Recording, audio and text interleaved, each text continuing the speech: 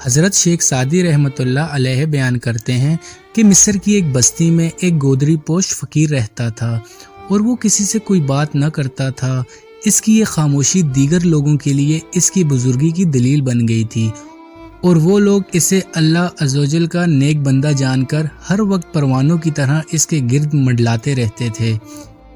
اس شخص کی شامت اعمال دیکھیے کہ ایک دن اس کے دل میں خیال آیا کہ یہ جو اتنی مخلوق میرے گرد جمع ہوتی ہے یہ میرے صاحب کمال ہونے کی وجہ سے ہے اور مجھے چاہیے کہ میں ان سب پر اپنے کمال ظاہر کروں۔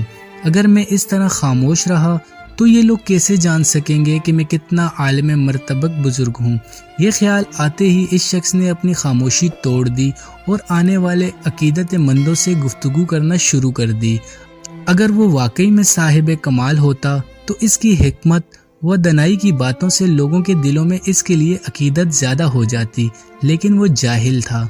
جب اس نے لوگوں سے الٹی سیدھی باتیں کی تو لوگ اس سے منتفر ہونا شروع ہو گئے اور اس کے پاس آنا چھوڑ دیا اور لوگوں کی اس سے عقیدت ختم ہو گئی۔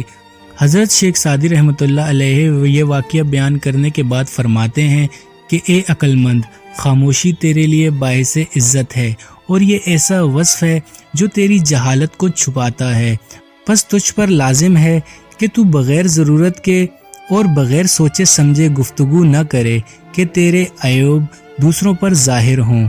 حضرت شیخ سعدی رحمۃ اللہ علیہ اس حکایت میں بیان کرتے ہیں کہ خاموشی بہت سے بلائیوں کی جڑ ہے اور دناؤں کا قول ہے کہ کم سونا، کم کھانا اور کم بولنا بہت سی برائیوں کو روکتا ہے، اور جو انسان کم گو ہوتا ہے اس کی زبان غیبت، چغل خوری اور دیگر گمراہ کرنے والی باتوں سے محفوظ رہتی ہے۔